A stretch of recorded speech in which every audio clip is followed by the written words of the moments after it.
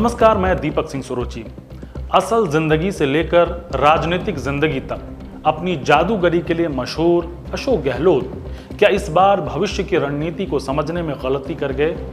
ये सवाल इसलिए क्योंकि 2 दिनों तक गहलोत गुट में दिखने वाले करीब आधे दर्जन विधायक अब खुलकर कांग्रेस आलाकमान के समर्थन में आ चुके हैं। खबर है कि राजस्थान संकट के मद्देनजर पार्टी पर्यवेक्षक अजय माकन ने राजस्थान के संसदीय कार्य मंत्री शांति धारीवाल के घर हुई बैठक को अनुशासनहीनता बताते हुए एक्शन लेने के संकेत दिए हैं। संभावना यह भी जताई जा रही है कि मुख्यमंत्री गहलोत के वफादार माने जाने वाले कुछ नेताओं के खिलाफ अनुशासनहीनता के आरोप में कार्रवाई हो सकती है। क्या यही वजह है कि विधायकों ने आलाकमान का मूड भांपते हुए पाला बदलना शुरू कर दिया है?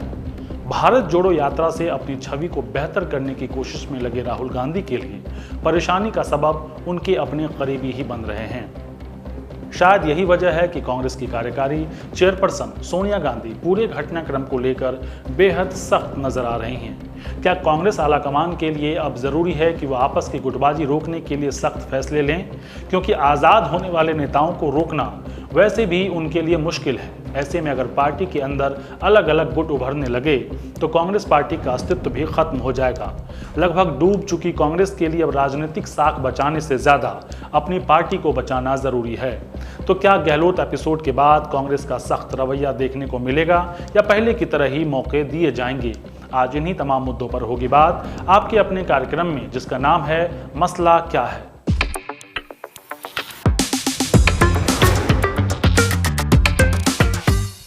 जयपुर में रविवार को हुई कांग्रेस विधायक दल की बैठक के बाद जो कुछ हुआ वह कांग्रेस के लिए बतौर पार्टी ठीक नहीं था। विरोधी पहले ही राहुल गांधी को कमजोर बताकर कांग्रेस का लगभग सत्यानाश कर चुके हैं। रही सही कसर अब उनके अपने ही लोग कर रहे हैं। राजस्थान सरकार में मंत्री शांति धारीवाल ने बैठक के बाद कहा, आज हाईकमान में बैठा हुआ कोई आदमी ये बता दे कि कौन से 2 पद हैं अशोक गहलोत के पास जो आप उनसे इस्तीफा मांग रहे हो। कुल मिलाकर एक पद है मुख्यमंत्री का, जब दूसरा पद मिल जाए तब जाकर बात उठेगी। ये सारा षड्यंत्र है। जिस षड्यंत्र ने पंजाब खोया वो राजस्थान भी खोने जा रहा है।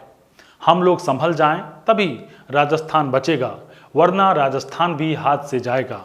शांति धारीवाल की भाषा से ऐसा लग रहा है कि वह कांग्रेस आलाकमान को सीधे सीधे धमकाते हुए कह रहे हैं कि बात मान लो, नहीं तो पंजाब के बाद अब राजस्थान भी हाथ से जाएगा।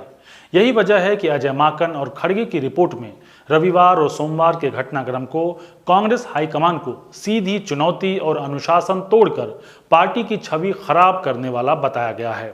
पर्यवेक्षक अजय माकन ने मीडिया के सामने जो कुछ कहा उससे मालूम चलता है कि गहलोत गुट को लेकर नाराजगी बढ़ने वाली है। माकन ने बताया कि कांग्रेस विधायक प्रताप खाचरियावास और एस धारीवाल ने उनसे मुलाकात की और 3 मांगे रखी।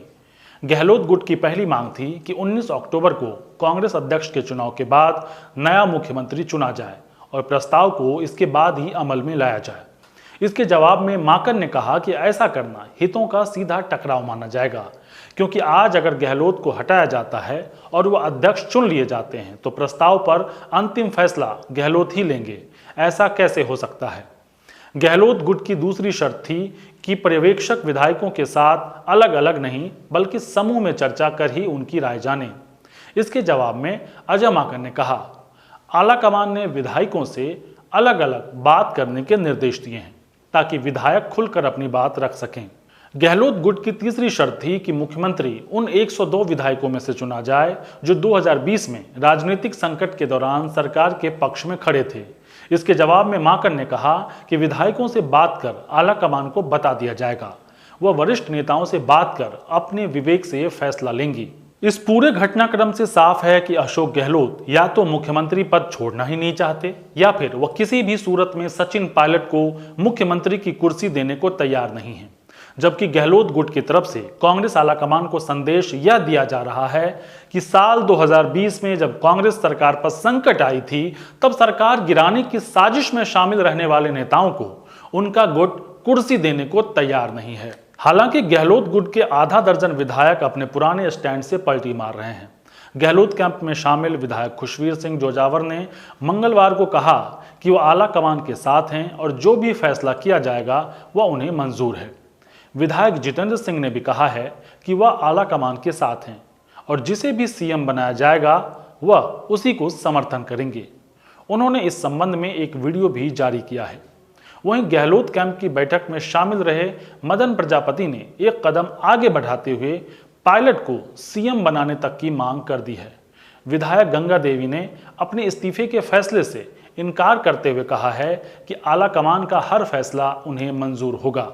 अशोक गहलोत और सचिन पायलट के बीच मुख्यमंत्री की कुर्सी को लेकर चल रही रस्साकशी पहले भी होती रही है। ऐसे में सवाल उठता है कि कांग्रेस आला कमान क्या हालात को भांप नहीं पाए? क्या उन्होंने अपना होमवर्क ठीक से नहीं किया था? क्या यह बेहतर नहीं होता कि कांग्रेस आला कमान पहले दोनों नेताओं को दिल्ली बुलाकर ही बात कर लेते? बिना किसी से बात किए खड़गे और माकन को सीधे जयपुर भेजने का फैसला गलत साबित हुआ। क्या आला कमान यह मान रहा था कि पुराने और वफादार होने के नाते गहलोत पार्टी अध्यक्ष बनने के बाद पायलट को सीएम बनाने के लिए चुपचाप राजी हो जाएंगे? ऐसे में कांग्रेस आलाकमान की अनुभवहीनता भी उजागर हो रही है, क्योंकि वह जिसे कांग्रेस अध्यक्ष बनाने के लायक मानती है वही शीर्ष नेतृत्व की बात मानने को तैयार नहीं है। कांग्रेस के लिए इससे बड़ी त्रासदी क्या हो सकती है?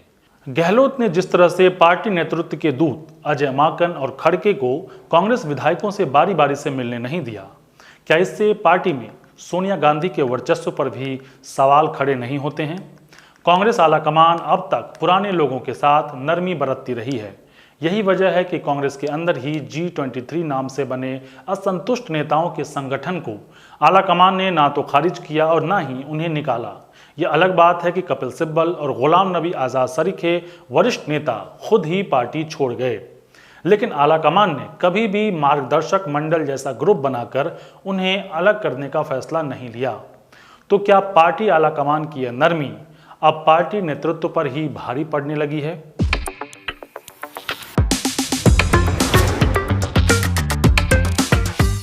आज इन्हीं तमाम मुद्दों पर बातचीत करने के लिए हमारे साथ जुड़ गए हैं वरिष्ठ पत्रकार डॉक्टर संजीव सिंह। सबसे पहला सवाल सर, राजस्थान में जो कुछ हुआ है, अजय माकन और खड़गे वहां से जिस तरह से वापस आए हैं, उन विधायकों को अलग अलग मिलने नहीं दिया गया, क्या आपको नहीं लगता कि गहलोत ने सचिन पायलट को कुर्सी नहीं देने की जिद में सीधे सीधे केंद्रीय नेतृत्व को चुनौती दे दी, सोनिया गांधी को चुनौती दे दिया उन्होंने? जी आपने बिल्कुल सही फरमाया। जो जिस तरह का संकेत गया है पार्टी के अंदर, उससे सोनिया गांधी बिल्कुल भी खुश नहीं हैं और जहाँ पर अशोक गहलोत चाहते थे कि किसी भी कीमत पर सचिन पायलट मुख्यमंत्री ना बने, तो सचिन पायलट से उनकी जो दूरियां हैं, वो इतनी दूर हो गई कि वो कब केंद्रीय नेतृत्व के प्रति दूरी बन गई, ये उनको पता ही नहीं चला। और जिस तरीके से हमने देखा कि जो 80-90 विधायक कांग्रेस के थे, जो विधानमंडल दल की बैठक में नहीं आए, उससे एकदम साफ हो गया कि गहलोत एक सीमा तक ही कांग्रेस हाईकमान का आदर करते हैं। जहां वो सीधे उनके पॉलिटिकल टर्फ पर अटैक होता है, वहां पर उन्होंने अपनी पोजीशन बहुत क्लियर कर दी थी।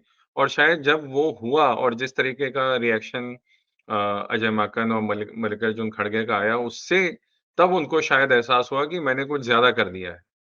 तो अब जो हम कार्रवाई देख रहे हैं या जो अब घटनाक्रम हो रहे हैं, वो एक तरह से गहलोत अब वापस सोनिया गांधी से अपना मैसेज पहुँचाना चाहते हैं, उनसे मिल के बताना चाहते हैं कि देखिए, मेरी लॉयल्टी आपके प्रति ही है। क्योंकि आप लोग सचिन पायलट को चाहते थे, वो मेरे लिए एक राजनैतिक मजबूरी थी। लेकिन अब ये एक दरार बन गई है कांग्रेस हाईकमान और अशोक गहलोत के बीच में। मेरा सवाल ये है कि सचिन पायलट से आखिर अशोक गहलोत इतना नाराज क्यों हैं? क्योंकि जब राज्यसभा चुनाव हो रहे थे, उस दौरान भी आपने देखा था कि सचिन पायलट जो हैं बेहद नाराज हो गए थे और वो बागी तेवर अपना लिया था। अब वही नाराजगी गहलोत दिखा रहे हैं और सीधे सीधे केंद्रीय नेतृत्व को चुनौती दे रहे हैं। आखिरकार दोनों के बीच इतनी बड़ी राइवलरी क्यों है?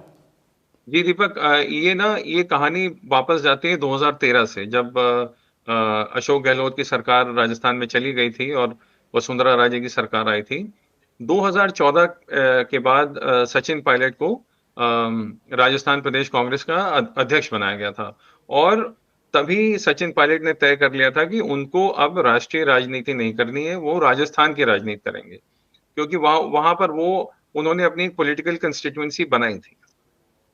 लेकिन जब तक 2017 में गुजरात का चुनाव आता है, तब कांग्रेस पार्टी ने अशोक गहलोत को गुजरात में काम करने के लिए कहा और अशोक गहलोत ने बहुत मेहनत करके वहाँ पे काम किया और रिजल्ट्स भी सामने देखने को मिले कि पहली बार बीजेपी जो है 99-100 पे रुक गई थी उस चुनाव में। उसके बाद दोनों के बीच वर्चस्व की लड़ाई चलती रही और फिर टिकट डिस्ट्रीब्यूशन पर आया। अंत में ये हुआ कि ज़्यादा विधायक जो हैं वो अशोक गहलोत के साथ थे, इसीलिए सचिन पायलट मुख्यमंत्री नहीं बन पाए। इसी तरह का जो सिनेरियो है वो मध्य प्रदेश में भी देखने को मिला था, जहाँ पर सिंधिया ज्योतिरादित्य बनवाओ सिंधिया में। एक तरफ थे, वहीं दिग्विजय सिंह और कमलनाथ भी एक तरफ थे। तो हमने देखा कि कांग्रेस हाईकमांड ने ट्राइड एंड टेस्टेड लोगों के साथ उनको सत्ता दे दी। अब राजस्थान में जब से ये हुआ, उसके बाद अशोक गहलोत ने सिस्टमैटिकली सचिन पायलट को सिस्टम से बाहर रखना शुरू कर दिया। भले ही सचिन पायलट उप मुख्यमंत्री थे उस वक़्त, लेकिन जो जिस तरह से सरकार काम कर रही थी, उस तरह से सचिन पायलट और उनका जो एक छोटा-सा गुट था उनके समर्थकों का, उनको ज़्यादा कुछ करने को नहीं मिल रहा था। और यही एक कारण था जो सचिन पायलट के लिए बड़ा फ्रस्ट्रेशन उनकी बढ़ गई और फिर उन्होंने किसी तरह पार्टी तोड़ने की या किसी तरह से अशोक गहलोत को सत्ता से बाहर करने की कोशिश की। लेकिन अशोक गहलोत बहुत ही मंझे हुए राजनीतिज्ञ हैं। उन्होंने किसी तरह से पूरे सिचुएशन को सँभाला। उनको कई जगह से उनको समर्थन भी मिला और वो उन्होंने अपनी सरकार बचा ली। लेकिन हम्म, सवाल वही उठता है कि अशोक गहलोत ने इतनी मेहनत की थी अपनी सरकार बचाने के लिए किससे? सचिन पायलट से। अब हम्म, हाईकमान कह रहा है कि आप पार्टी अध्यक्ष बन जाइए और राजस्थान की कमान सचिन पायलट को दे दीजिए। तो क्या उन्होंने जो इतनी मेहनत की, जिस तरह से राजस्थान में प्रदेश की सरकार को, कांग्रेस की सरकार को बचाया, क्या वो इसीलिए बचाया कि वापस वो सचिन पायलट को दे दिया जाए? अब एक सवाल ये भी उठता है कि जो मौजूदा हालात हैं और जिस तरह से कहा जा रहा है कि अजय माकन बेहद नाराज़ हैं और उन्होंने रिपोर्ट सौंपी है, जिसके बाद केंद्रीय नेतृत्व भी नाराज़ बताया जा रहा है। तो क्या लगता है इसका पनिशमेंट, क्योंकि अध्यक्ष पद की रेस से तो गहलोत बाहर हो ही चुके हैं, क्या उनको मुख्यमंत्री पद खोना पड़ सकता है और सचिन पायलट को मुख्यमंत्री पद दिया जा सकता है, या फिर कांग्रेस वो गलती नहीं करना चाहेगी? देखिए, इस वक़्त जो स्थिति है, उसमें अशोक गहलोत के नंबर सबसे कम हैं। सचिन पायलट के नंबर बढ़ गए हैं। अब देखिए, अशोक गहलोत के लिए 2 तरह की दिक्कतें हैं। पहली ये कि एक तो उनको अध्यक्ष पद के लिए कंसिडर किया जा रहा था। अब उन्होंने ये जो पूरा अपने विधायकों से जो पूरा इन्होंने ड्रामा करवाया, उससे पार्टी की छवि को श बहुत नुकसान हुआ है। तो अब सोनिया गांधी और उनके जो लॉयलिस्ट हैं, वो ये सोच रहे हैं कि जो व्यक्ति एक राज्य में सरकार में किसी तरह अपने आदमी को सत्ता में रहने के लिए ये कर सकता है, तो क्या उसका इतना बड़ा दिल होगा कि वो पार्टी को पूरे पूरे देश में सँभाल पाएगा? तो अब अशोक गहलोत की इंटीग्रिटी पर खुद ही सवाल खड़े हो गए। दूसरा ये भी है कि अगर इतनी नाराज़गी है, तो क्या कांग्रेस हाईकमान अब कहेगी कि नहीं, अब हम अशोक गहलोत को आउट कर रहे हैं और सचिन पायलट को बना रहे हैं? क्योंकि अशोक गहलोत की उम्र काफ़ी हो चुकी है, वो 70 साल के आसपास के व्यक्ति हैं, तो क्या पार्टी ऐसे आदमी में इन्वेस्ट करना चाहेगी? क्या पार्टी अपना भविष्य राजस्थान में ऐसे व्यक्ति में देखती है या नहीं? तो ये जो यक्ष प्रश्न है, ये कांग्रेस के सामने है। वहीं दूसरी ओर जो दूसरा प्रश्न है, जो लोग पूछते हैं कि भाई कांग्रेस पार्टी का अध्यक्ष बन रहा है, तो कोई यंग आदमी क्यों नहीं बन रहा है? हम्म, उसके पीछे कांग्रेस की सबसे बड़ी प्रॉब्लम ये है कि जितने भी यंग लोग उनके पास थे पहले, चाहे वो ज्योतिरादित्य सिंधिया हो, चाहे जितिन प्रसाद हो, चाहे आरपीएन सिंह हो, चाहे सुष्मिता देव हो, वो सब पार्टी छोड़ के चले गए हैं। तो उनको जो है सेकंड जनरेशन पे उतना भरोसा नहीं है कि क्या वो लोग पार्टी के साथ रहेंगे या वो सही से जस्टिस कर पाएँगे इस पद को। इसीलिए हम देख रहे हैं कि जितने भी नाम चल रहे हैं, ये सब 65 साल से ऊपर की उम्र के लोग हैं, जो जो जिनका नाम अध्यक्ष पद के लिए चल रहा है। तो डबल प्रॉब्लम है कि जो भी राष्ट्रीय अध्यक्ष बनेगा, वो सीनियर सिटीज़न होगा और प्रदेश में क्या होगा? क्या वो अभी भी अपने पुराने नेतृत्व के साथ जाना चाहते हैं या किसी नए खिलाड़ी को उभरने का मौका देना चाहते हैं? कुल मिलाकर अब कांग्रेस की स्थिति जो कह सकते हैं कि फंसी हुई है।